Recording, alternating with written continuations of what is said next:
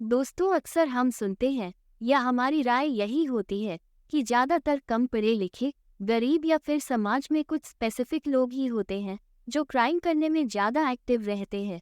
लेकिन आज के इस क्राइम की सच्चाई के बारे में जानकर किसी की भी राय इस बारे में बदल जाएगी। यकीन मानिए, आज की यह कहानी आपको सोचने पर मजबूर कर देगी कि किसी पर भी आंख मूंद कर भरोसा करना कितना खतरनाक हो सकता है। बेंगलुरु शहर में 3 दिसंबर 2003 की रात के तकरीबन 10 बजे एक 27 वर्षीय लड़की ओल्ड एयरपोर्ट के पास जोर जोर से रो रही थी। वो लोगों से मदद के लिए कह रही थी। रोड की साइड पर खड़ी एक गाड़ी के पास एक आदमी बेहोशी के हालत में था और उसके सिर से तेजी से खून बह रहा था। दोस्तों, क्या था ये पूरा मामला? इस कहानी की पूरी सच्चाई जानने के लिए वीडियो में आखिर तक बने रहिए। इससे पहले कि हम केस की डिटेल्स पर चलें, आपसे रिक्वेस्ट है, अगर आप चैनल पर नए हैं तो चैनल को सब्सक्राइब करके बेल बटन को जरूर प्रेस कर लें। दोस्तों, आज की यह कहानी नवंबर 2003 की है। साउथ इंडिया के बेंगलुरु में एक नामचीन वेल एजुकेटेड फैमिली होती है। फैमिली के मुखिया शंकर नारायण पेशे से लॉयर यानी कि वकील है। मिस्टर नारायण का शहर में बहुत नाम, इज्जत और रुतबा है। पैसे की भी कोई कमी नहीं है। मिस्टर नारायण की एक ही बेटी होती है जिसका नाम शुभा शंकर नारायण है। 27 साल की शुभा भी अपने पिता के नक्शे कदम पर चलते हुए वकील बनना चाहती है। इस तरह शुभा ने बीएमएस कॉलेज से लॉ की डिग्री हासिल कर ली। मिस्टर नारायण ने अपनी बेटी शुभा की शादी एक लड़के से तय की। लड़का इंटेल कंपनी में सॉफ्टवेयर इंजीनियर होता है जिसका नाम बीआर गिरीश है। गिरीश भी शुभा की तरह ही अपने माँ बाप की इकलौती संतान और वेल रिप्यूटेड फैमिली से होता है। गिरीश और शुभा के घर आसपास ही थे, यानी कि दोनों के परिवार पड़ोसी थे। इस तरह से शुभा और गिरीश की सगाई 30 नवंबर 2003 को हो गई और शादी की डेट अप्रैल 2004 में तय हुई। सगाई के 3 दिन बाद यानी कि 3 दिसंबर को शुभा गिरीश से कहती है कि आज हम बाहर डिनर के लिए जाएंगे। गिरीश बहुत खुश होता है। शाम को 7 बजे शुभा और गिरीश दोनों गिरीश की गाड़ी में बैठकर डिनर के लिए जाते हैं। रास्ते में ही गिरीश की ऑफिस होती है। गिरीश शुभा को अपने ऑफिस ले जाता है और वहां पर अपने फ्रेंड्स और कलीग से शुभा को मिलवाता है और उसके बाद दोनों डिनर के लिए कार्टन टावर्स ओल्ड एयरपोर्ट के पास एक रेस्टोरेंट में जाते हैं। खाना खाने के बाद शुभा और गिरीश घर की तरफ चल देते हैं। वापसी में कोरा मंगला इंदिरा एस्टेट के पास फ्लाइंग लैंडिंग स्पॉट है। ओल्ड एयरपोर्ट के पास शुभा ने कहा कि मुझे फ्लाइंग लैंडिंग स्पॉट पर जाकर फ्लाइट लैंड होते देखना है। गिरीश ने कहा ठीक है। दोनों फ्लाइंग लैंडिंग स्पॉट के करीब ही गाड़ी रोककर फ्लाइट लैंड होते देखने लगते हैं। जहां दोनों खड़े होते हैं वहां अंधेरा भी होता है। रात के 10 बजे थी, लेकिन सर्दी का मौसम होने की वजह से काफी सन्नाटा भी था। अभी उन्हें खड़े हुए मुश्किल से 10 मिनट ही हुए थे कि पास में 2 बाइक आकर रुकती है। बाइक से 4 शख्स उतरे। चारों ने हेलमेट पहन रखा था और गिरीश के सर के पीछे 2 वार किए। जब तक शुभा कुछ समझ पाती वो चारों गायब हो गए। शुभा ने मदद के लिए एक कार को रुकवाया। कार वाले की मदद से गिरीश को लेकर वहां के नजदीकी मणिपाल हॉस्पिटल पहुंची। शुभा ने घर वालों को फोन कर दिया। दोनों फैमिली थोड़ी देर में हॉस्पिटल पहुंच जाती है। डॉक्टर पूरी रात गिरीश को बचाने की कोशिश करते रहे, लेकिन 4 दिसंबर की सुबह 8:05 पर डॉक्टर गिरीश को डेड डिक्लेयर कर देते हैं। गिरीश के पिता विवेक नगर पुलिस स्टेशन में रिपोर्ट दर्ज करवाते हैं। इस वारदात की चश्मदीद गवाह शुभा थी। पुलिस सबसे पहले शुभा का बयान दर्ज करती है। शुभा सदमे में थी।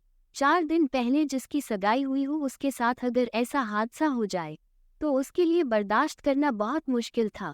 फिर भी शुभा ने उस दिन की पूरी घटना पुलिस को बताया। पुलिस ने हमलावर के बारे में पूछा तो शुभा ने कहा कि अंधेरा होने की वजह से मैं उन्हें देख नहीं पाई और उन लोगों ने हेलमेट भी पहन रखे थे। पुलिस ने भी ज्यादा सवाल जवाब नहीं किया। शुभा के बयान से पुलिस को कोई क्लू नहीं मिला क्योंकि बात 2003 की है। उस वक्त सीसीटीवी जैसी टेक्निकल चीजें इतनी यूज में नहीं थी जितनी कि आज के वक्त में है। लेकिन पुलिस अपनी तरफ से कोशिश करती रही। विवेक नगर पुलिस स्टेशन के इन्वेस्टिगेटिव ऑफिसर केस की स्टडी करते रहे। हर तरह से गिरीश की कुंडली खंगालने के बाद भी पुलिस के हाथ कुछ नहीं लगता है। जब हाथ कुछ नहीं लगा तो पुलिस ने एक आखिरी कड़ी शुभा और गिरीश की सगाई की वीडियो को देखने का फैसला किया। उन्हें लगा कि शायद उसमें से कुछ ऐसा क्लू मिले जिससे इस केस को सॉल्व करने में आसानी हो। इंस्पेक्टर ने शुभा और गिरीश की सगाई की वीडियो देखनी शुरू की। हर एक मेहमान के चेहरे और उसके हाव भाव को टटोलना शुरू किया, लेकिन किसी के भी चेहरे या हरकत से कोई सुराग नहीं मिला जिससे गिरीश के मर्डर की पहेली को सुलझाया जा सके। सारे मेहमान को चेक करने के बाद अचानक इंस्पेक्टर की नज़र शुभा और गिरीश पर पड़ी और वो चौंक गया। वीडियो में रिंग सेरेमनी में शुभा और गिरीश बैठे हुए थे, जिसमें गिरीश खुश नजर आ रहा था, लेकिन शुभा के चेहरे पर खुशी नहीं थी बल्कि उसके चेहरे पर तनाव और गुस्सा साफ दिख रहा था, जैसे बहुत टेंशन में हो। पूरी वीडियो में कहीं पर भी शुभा खुश नहीं दिखी, वो गिरीश से दूरी बनाकर ही रह रही थी। नॉर्मली किसी भी लड़के या लड़की की शादी होने वाली होती है तो चेहरे पर खुशी दिखती है, लेकिन शुभा के चेहरे से ऐसा बिल्कुल नहीं लग रहा था कि वो खुश है। इंस्पेक्टर को लगा कि शायद शुभा इस सगाई या इस रिश्ते से खुश नहीं है। एटलीस्ट वीडियो देखकर तो यही लग रहा था, लेकिन यह इंस्पेक्टर का सिर्फ शक भी हो सकता था। फिर भी कहीं न कहीं पुलिस को शुभा पर थोड़ा डाउट होने लगा था। दोस्तों, आज पुलिस के पास किसी भी केस को इन्वेस्टिगेट करने के लिए बहुत सुविधाएं होती हैं, जैसे कॉल डिटेल्स निकालना, लोकेशन सर्च करना। ये सब आज के वक्त में बहुत आसान हो गया है, लेकिन यही सब टेक्नोलॉजी 2003 में बहुत नई थी। टेक्निक थी तो सही पर नई थी और आमतौर पर इसका यूज़ पुलिस कम ही करती थी। यहाँ ये कहना गलत नहीं होगा कि टेक्निकल चीज़ों का यूज़ 2010 से ज़्यादा होने लगा, और आज के वक्त में अगर कोई घटना घटती है तो किसी भी केस को सॉल्व करने के लिए मोबाइल ही पुलिस के लिए सबसे बड़ा सबूत बन जाता है। बहरहाल, जो इंस्पेक्टर इस केस की तफ्तीश कर रहा था उसको टेक्नोलॉजी में रुचि थी। चूंकि पुलिस को शुभा पर डाउट हो गया था और शुभा का परिवार पैसे वाला और वेल एजुकेटेड था, पूरा परिवार मोबाइल यूज करता था। अब इंस्पेक्टर ने शुभा की कॉल डिटेल्स निकलवाई।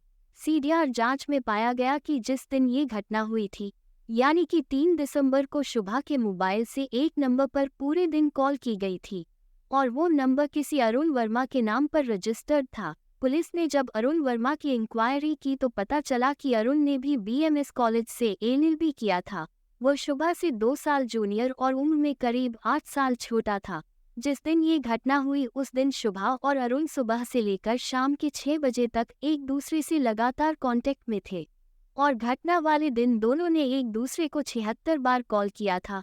पुलिस ने घटना वाले दिन अरुण के मोबाइल की लोकेशन सर्च किया तो पता चला कि अरुण का मोबाइल घटना के वक्त फ्लाइंग लैंडिंग स्पॉट के पास ही था, जहां गिरीश की हत्या करने की कोशिश की गई थी। अब पुलिस ने अरुण वर्मा को पूछताछ के लिए बुलाया। पुलिस ने अरुण से पूछताछ की, लेकिन अरुण ने कहा कि वो उस दिन इस शहर में ही नहीं था। पुलिस अरुण के साथ सख्ती इसलिए भी नहीं कर सकती थी क्योंकि वो खुद वकील था। इसके अलावा सीडीआर और मोबाइल लोकेशन को अदालत में सबूत के तौर पर पेश करना ठीक होता या नहीं, क्योंकि उस वक्त इन चीज़ों का ज़्यादा यूज़ नहीं था।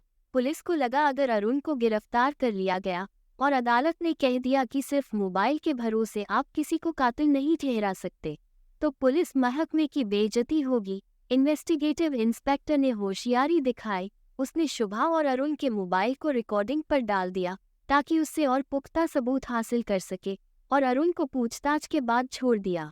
अरुण पुलिस स्टेशन से बाहर आता है और सबसे पहला कॉल शुभा को करता है और बताता है कि आज मुझे पुलिस ने पूछताछ के लिए बुलाया था। शुभा के पूछने पर कि कहीं तुमने कुछ बताया तो नहीं, अरुण ने कहा नहीं, मैंने पुलिस को घुमा दिया और कह दिया मैं तो उस वक्त शहर में ही नहीं था। पुलिस वालों को यकीन हो गया है कि मैं सच बोल रहा हूँ। ये बात दोनों के बीच होती है और पुलिस को रिकॉर्डिंग के रूप में पुख्ता सबूत मिल जाते हैं। अब पुलिस शुभा को उठाती है और शुभा से सख्ती से पूछताछ शुरू करती है, फिर भी शुभा अपने बयान पर डटी रहती है। इसके बाद पुलिस अरुण को उठाती है। अरुण से थोड़ी सख्ती से पूछताछ करने पर वह टूट जाता है और जो कहानी वह बताता है उसे सुनकर एक बार को पुलिस भी सन्न रह गई। अरुण वर्मा के बयान के मुताबिक अरुण और शुभा एक दूसरे से प्यार करते थे। इन दोनों का रिश्ता कॉलेज से ही था और दोनों एक दूसरे से शादी करना चाहते थे, लेकिन ये बात जब शुभा के पिता को पता चली तो उन्होंने इस रिश्ते से साफ मना कर दिया और जल्दबाजी में शुभा की शादी अपने पड़ोस में रहने वाले गिरीश से तय की और 30 नवंबर को गिरीश और शुभा की सगाई कर दी। सगाई होने के बाद शुभा लगातार परेशान थी। हालांकि गिरीश एक पढ़ा लिखा लड़का था, इंटेल जैसी कंपनी में सॉफ्टवेयर इंजीनियर था, अच्छी सैलरी थी, लेकिन शुभा को गिरीश की सादगी, उसकी सिंप्लिसिटी पसंद नहीं थी। अब शुभा ये सोचने लगी कि कैसे इस रिश्ते से पीछा छुड़ाया जाए, क्योंकि उसके पिता इस रिश्ते को किसी भी कीमत पर खत्म नहीं करने वाले थे। इसलिए शुभा ने एक प्लान बनाया। प्लान के मुताबिक शुभा, अरुण और अरुण के दो दोस्त ने मिलकर गिरीश को रास्ते से हटाने का प्लान किया। शुभा गिरीश को बाहर डिनर पर चलने के लिए कहती है और अरुण को अपना और गिरीश का लोकेशन मैसेज से बताती रहती है। अरुण और उसके दोस्त गिरीश और शुभा की गाड़ी के पीछे ही बाइक से आ रहे होते हैं। जैसे ही शुभा और गिरीश फ्लाइंग लैंडिंग स्पॉट पर पहुंचते हैं, पीछे से अरुण और उसके दोस्तों ने गिरीश के सर पर भारी रॉड से वार कर दिया, जिससे घायल होने के बाद मणिपाल हॉस्पिटल में गिरीश की मौत हो गई। पुलिस ने चार्जशीट फाइल की और फास्ट ट्रैक में मुकदमा चला, और जब गवाही हुई तो इस केस में शुभा की सगाई वाले दिन जिस ब्यूटिशियन ने शुभा को तैयार किया था, उसने गवाही दी और अदालत को बताया कि शुभा जब सगाई के लिए तैयार हो रही थी तो गुस्से में कहा कि मैं ये शादी नहीं करूंगी, या तो भाग जाऊंगी या फिर इस लड़के को मार दूंगी। तमाम गवाहों और मोबाइल की कॉल डिटेल्स और लोकेशन को देखकर फास्ट ट्रैक ने शुभा, अरुण और उसके दोस्तों को अदालत ने उम्र कैद की सजा सुनाई। इसके बाद शुभा ने हाई कोर्ट में अपील की। हाई कोर्ट ने फास्ट ट्रैक की सजा उम्र कैद को ही बरकरार रखा। फिर शुभा ने सुप्रीम कोर्ट में अपील की। अब तक शुभा, अरुण और उसके दोस्तों को जेल में रहते हुए 10 साल हो चुके थे। सुप्रीम कोर्ट ने शुभा, अरुण और उसके दोस्तों को जमानत पर रिहा तो कर दिया, लेकिन मुकदमा अभी भी सुप्रीम कोर्ट में चल रहा है। दोस्तों, हम उम्मीद करते हैं गिरीश और उसके घरवालों को न्याय जरूर मिलेगा। दोस्तों, किसी को नापसंद करना एक आम बात है, लेकिन नापसंद करने से उसकी जान ले लेना जुर्म है। ऐसे इंसान को समाज, घर, परिवार, रिश्ते नाते कोई भी एक्सेप्ट नहीं करता है। इसलिए प्रॉब्लम कितनी भी बड़ी हो, उस पर कोई बड़ा कदम उठाने से पहले एक बार जरूर सोचे। और ऐसी कोई समस्या नहीं है जिसको बात करके हल नहीं किया जा सके। आज के लिए बस इतना ही दोस्तों। अगर आपको यह वीडियो और मेरी मेहनत पसंद आई हो तो वीडियो को लाइक और चैनल को सब्सक्राइब करके बेल बटन को जरूर प्रेस कर लें। आपके सपोर्ट के लिए बहुत शुक्रिया। आपसे फिर मुलाकात होगी एक नई क्राइम डाइजेस्ट के साथ। तब तक सुरक्षित रहें।